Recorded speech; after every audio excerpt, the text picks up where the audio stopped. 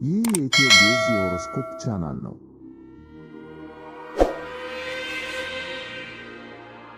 የካንሰር የታህሳስ ወር 2018 ትንበያ። ከጤና ጥንቃቄ ወደ ሕይወት አጋር ፍለጋ። ያልተጠበቀ እውነት የሚገለጥበት ወር። እስኪ አንድ ጥያቄ ልጠይቃችሁ። በሕይወታችሁ ውስጥ ልክ እንደ አንድ አዋቂ ሐኪም የራሳችሁን ሕይወት ኦፕሬሽን ሰርታችሁ መጥፎውን አስወግዳችሁ መልካሙን ብቻ አስቀርታችሁ አሁንስ ዳንኩ የምትሉበትን ጊዜ አስባችሁ ታውቃላችሁ? ይህ ታህሳስ ወር ልክ እንደዛ ነው። ፈውስ፣ ስኬትና ፍቅር በአንድ ላይ ነው ይላችኋል። እንዴት አላችሁ የቻናላችን ቤተሰቦች? በተለይም ደግሞ የዞዲያክ ምልክቶች ሁሉ ስሜታዊ፣ ተንከባካቢ እና አስተዋይ የሆናችሁ ውድ የካንሰር ምልክቶች እንኳን ወደዚህ ወር የኮከብ ትንበያ ዝግጅታችን በሰላም መጣችሁ። ዛሬ የምንመለከተው ለእናንተ እጅግ ወሳኝ የሆነውን ጤናማ፣ ባለጸጋ እና ጠቢብ ሆናችሁ የምትወጡበትን የታህሳስ ዝርዝር ትንበያ ነው። ይህ የኢትዮ ጌዝ የሆሮስኮፕ ቻናላችሁ ነው። በየጊዜው አዳዲስና ትክክለኛ ወርሃዊ የኮከብ ትንበያዎችን፣ የባህሪ ትንታኔዎችንና ከመንፈሳዊ እድገት ጋር የተያያዙ መረጃዎችን ይዘንላችሁ እንደምንቀርብ ይታወቃል። ዛሬም እንደተለመደው እጅግ ጠቃሚና ልባችሁን በተስፋ የሚሞላ መረጃ ይዘን ቀርበናል። የተሻሉ የሆሮስኮፕ ትንታኔዎችን ወደ እናንተ ለማድረስ ያግዘን ዘንድ ቻናሉን ሰብስክራይብ፣ ላይክ እና ሼር ያድርጉ። ይህ ወር ለእናንተ በሁለት ይከፈላል። የመጀመሪያው ክፍል ራሳችሁን የምትንከባከቡበትና ስራችሁን የምታስተካክሉበት ሲሆን፣ ሁለተኛው ክፍል ደግሞ ከልዩ ሰው ጋር ጥምረት የምትፈጥሩበት ነው። በወሩ አጋማሽ የሚመጣው ሙሉ ጨረቃ ምን ምስጢር ያወጣ ይሆን? የፍቅር ሕይወታችሁስ ከወሩ መጨረሻ በፊት እንዴት ይለወጣል? ይህን ሁሉ በዝርዝር በስፋት እና በጥልቀት የምናይ ይሆናል። እስከ ቪዲዮ ፍጻሜ ድረስ አብራችሁን ቆዩ፣ ምክንያቱም ለእናንተ የተዘጋጀ ልብ የሚነካ መልእክት አለን። ሰብስክራይብ ያላደረጋችሁ አሁኑኑ ቤተሰብ ሁኑ።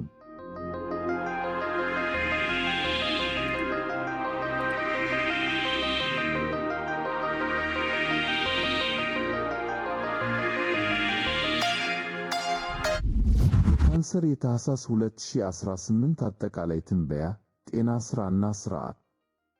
እሺ ካንሰሮች፣ እስኪ ከአጠቃላይ ሁኔታውን ጀምር። ወሩ ሲጀምር እናንተ ጋር ያለው ስሜት ጤና እና ሥራ የሚል ነው። እስከ ታህሳስ 12 ድረስ ፀሐይ በሳጂታሪየስ ምልክትና በእናንተ ስድስተኛ ቤት ወይም የሥራ፣ የጤና እና የሥርዓት ቤት ውስጥ ትሆናለች። ይህ ምን ማለት ነው? የእናንተ ትኩረት ግን ዲቶክስ ወይም መርዝ ማስወገድ ላይ ነው። ፀሐይ ማርስ እስከ ታህሳስ 6 እና ቬኑስ ደግሞ እስከ ታህሳስ 15 ሁሉም በዚህ ጤናማ ዞን ውስጥ ናቸው። ይህ ማለት ጣፋጭ ምግቦች እና አልኮል በሚበዙበት ሰሞን እናንተ ግን ኩኪስ እና ጤናማ መጠጥ ትመርጣላችሁ። መጥፎ ዜናው ምንድን ነው?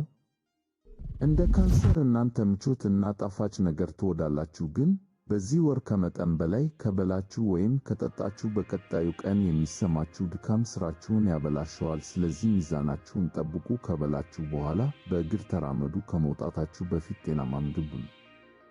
ሌላው ወሳኝ ነጥብ፣ ይህ ስድስተኛ ቤት ድርጅት እና እርዳታ ማለት ነው። ሁሉም ነገር በራሳችሁ ጉልበት ለመስራት አትሞክሩ።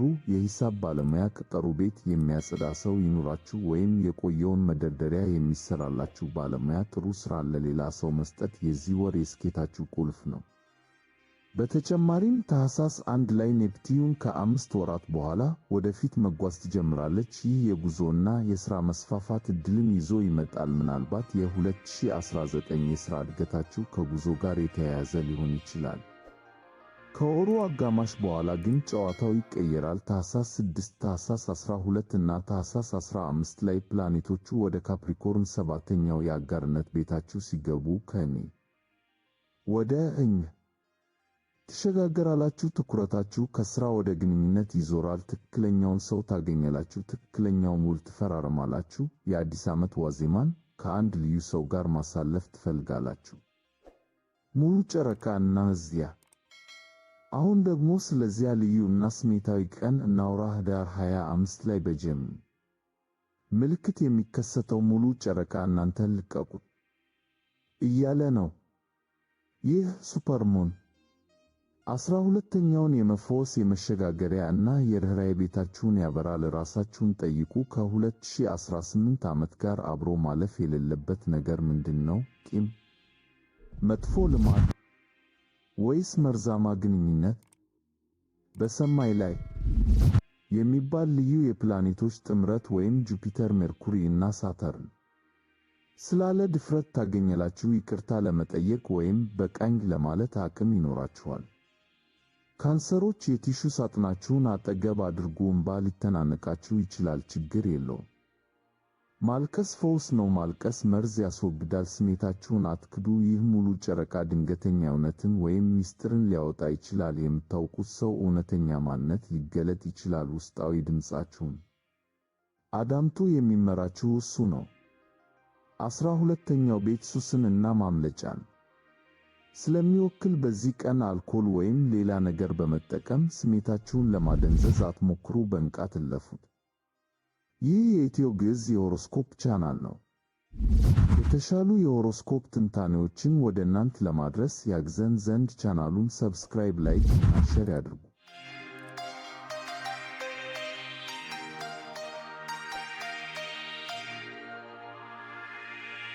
የካንሰር የታህሳስ 2018 የፍቅር እና ግንኙነት ትንበያ።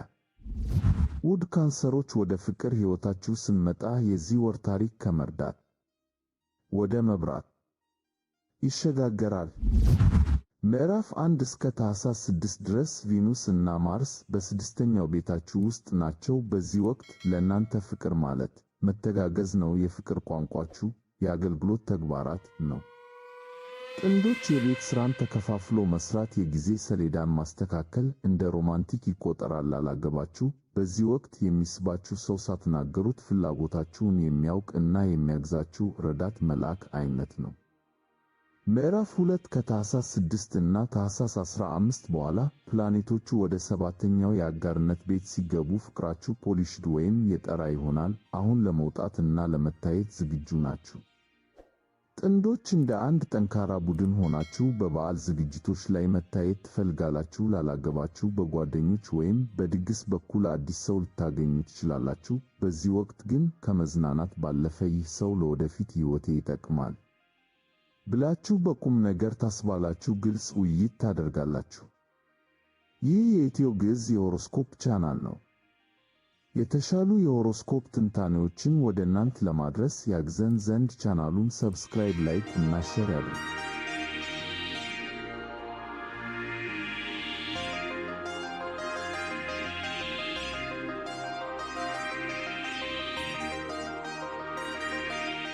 የካንሰር የታህሳስ 2018 የሥራ እና የገንዘብ ትንበያ።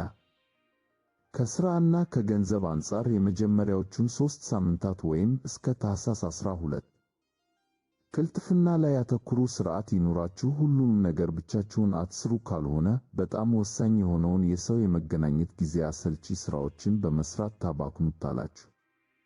ከወሩ አጋማሽ በኋላ ታህሳስ 6 ላይ ማርስ ወደ ካፕሪኮርን ስትገባ ትኩረታችሁ ወደ አጋርነት ይዞራል። ውል ለመፈራረም፣ የቢዝነስ ሽርክና ለመፍጠር ይህ ወርቃማ ጊዜ ነው። ዓመቱ ከማለቁ በፊት የተረጋገጠ አጋርነትን በፊርማ አጽኑ።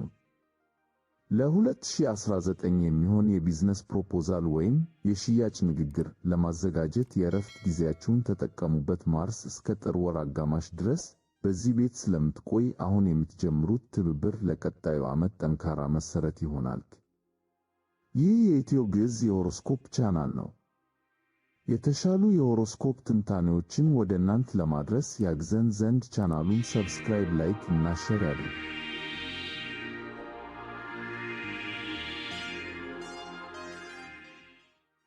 በመጨረሻም ውድ ካንሰሮች፣ በአጠቃላይ ካንሰሮች ይህ ታህሳስ ወር ለረፍት ብቻ ሳይሆን ሕይወታችሁን ለማስተካከል የተሰጠ ስጦታ ነው።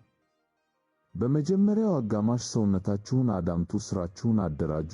በሁለተኛው አጋማሽ ደግሞ ልባችሁን ክፈቱ፣ ለሚገባቸው ሰዎች ቦታ ስጡ። የማይጠቅሙትን ደግሞ በኅዳር 25 ሙሉ ጨረቃ ተሰናበቷቸው።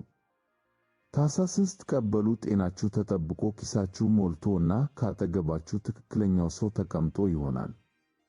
ለካንሰር የታህሳስ ወር 2018 ያዘጋጀንላችሁ ወርሃዊ የሆሮስኮፕ ትንበያ ይህን ይመስል ነበር።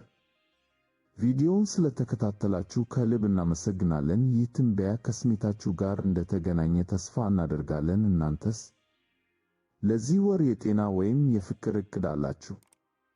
እስኪ በኮሜንት ላይ አጋሩን። መልካም ወር ለካንሰሮች! እንወዳችኋለን።